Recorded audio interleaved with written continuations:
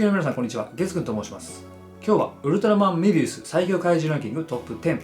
このチャンネル恒例の最強怪獣ランキングの動画で扱う作品も残りあとわずかになってきましたね。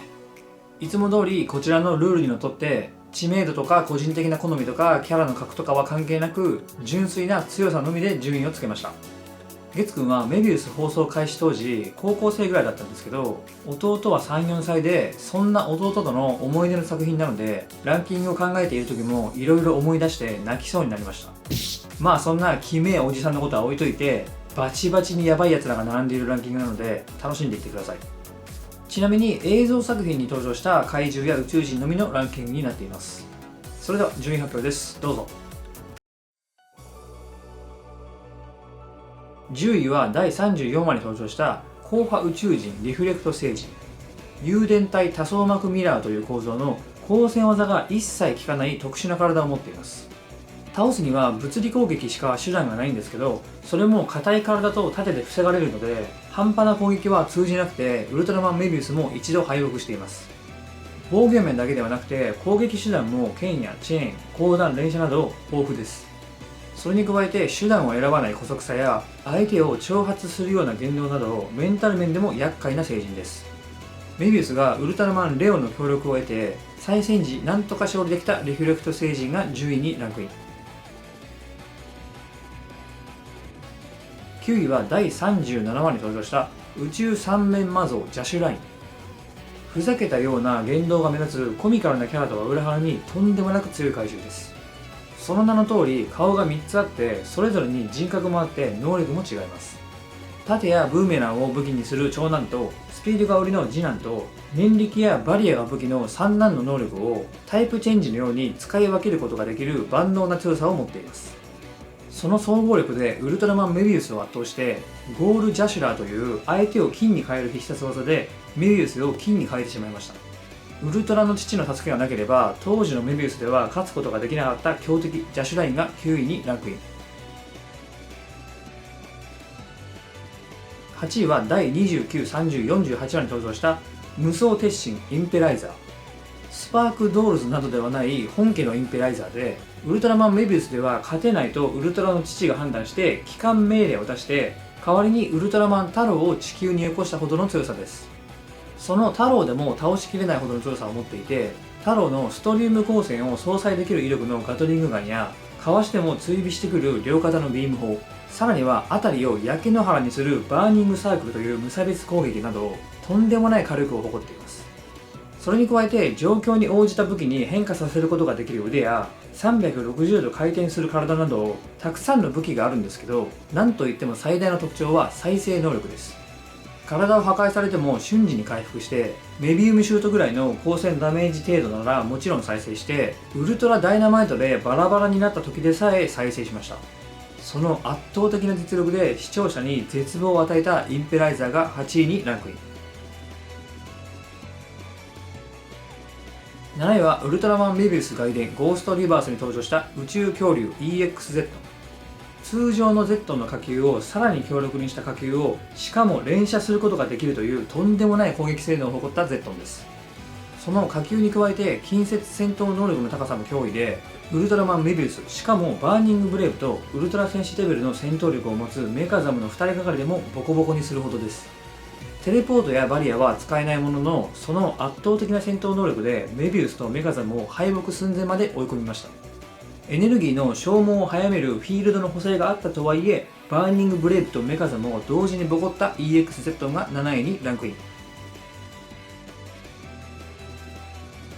6位はウルトラマンメビウス外伝ゴーストリバースに登場した皇帝復活装置ゴーストリバース。ゴーストリバースはメカザムの正体でエンペラ星人を復活させるための疑似的な肉体装置でした。その強さはとてつもなくて、ギガバトルナイザーを使って戦ったんですけど、そのギガバトルナイザーを持たずに操作してギガバトルナイザーだけでウルトラマン光とウルトラマンエースとやり合えるほど強いです。その間にゴーストリバース本体はウルトラマンタロウと戦って互角以上に戦うことができます。ウルトラマンメビウスが直前にメカザムと心を通わせていなければどうなっていたかわからなかったほどの強さを見せて、ウルトラマン4人を相手に戦って結果悲しい最後を迎えたゴーストリバースが6位にランクイン。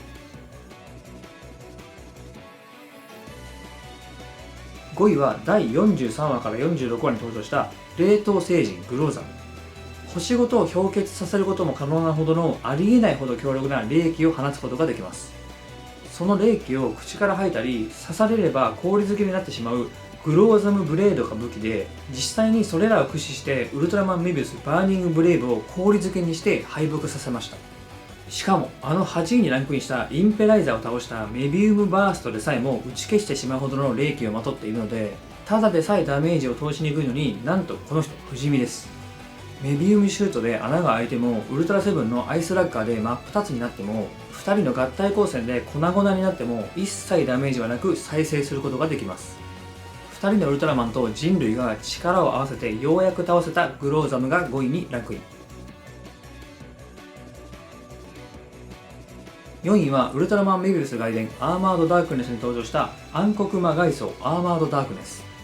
ウルトラマンメビウス本編のラスボスがウルトラの星との全面戦争に向けて専用に作っていた鎧。当然ただの鎧ではなくて明確な自我を持っていて、その戦闘力も圧倒的です。ダークネスブロードやリーチが無限の槍ダークネストライデントなどを武器にしているほか、ラスボスと同じくウルトラ戦士を瞬殺できる暗黒破壊光線レゾリウム光線も撃てます。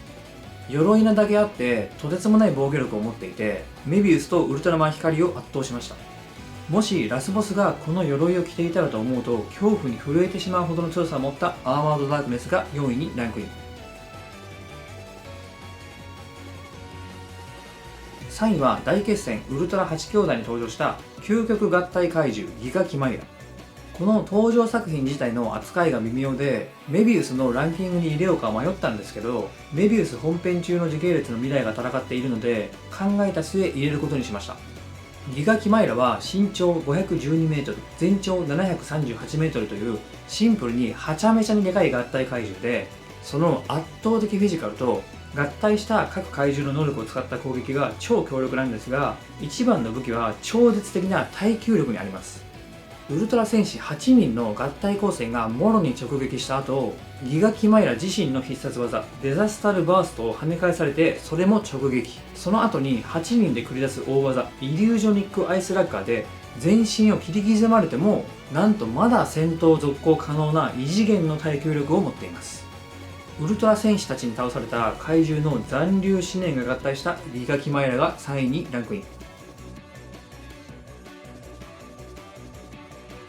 2位はウルトラマンメビウス&ウルトラ兄弟に登場した究極巨大鳥獣ユーキラーザウルスネオ。通常のユーキラーザウルスの時点でウルトラマン、ウルトラセブン、帰ってきたウルトラマン、ウルトラマンエースの4人が苦戦しまくりながらようやく封印することができたほどの超強力な怪獣でした。それが強化されてさらに強くなったのがこのユーキラーザウルスネオで、タロ、ゾフィ、メビウスを加えたなんとウルトラ戦士7人を同時に相手にできるほどのエグすぎる強さです。一本一本が一般的な鳥獣よりも強い触手が6本も生えていて、その6本それぞれからナックル星人をワンパンした破壊力の光線を撃てます。それに加えて全身からとんでもない数のミサイルを撃つこともできて、最強必殺技のザウルスフルバーストもあって火力がとんでもないことになっています。300m を超える巨体なのに機動力もあってウルトラ兄弟をとことん苦しめたユーキラーザウルスネオが2位にランクイン。1位は第48話から50話に登場した暗黒宇宙大皇帝エンペラ星人。ウルトラマンメビウス本編のラスボスで4位のアーマードダークネスの主です。ウルトラマンに当たると即死してしまうレゾリウム光線を持つことができて、その特殊効果抜きの純粋な威力でもあのメフィラス星人をワンパンできるほどの威力があります。それに加えて超強力な念動力を使うことができて、ウルトラ戦士レベルの戦闘力を持つザムシャとウルトラマン光の2人がかりでも触れることすらできずに吹っ飛ばすほどの威力があります。防御力も圧倒的で、ザムシャと光の全身全霊の攻撃も片手で微動だにせずあっさり止めてしまったり、光のナイトシュートも手首のスナップだけで弾き飛ばすなど桁違いです。おまけにリフレクターマントという光線を無効化するマントも身につけている始末です。ここまで圧倒的な強さを見せつけていながらも、この時のエンペラ星人ってかつてウルトラ大戦争の時にウルトラの父にやられた古傷がある。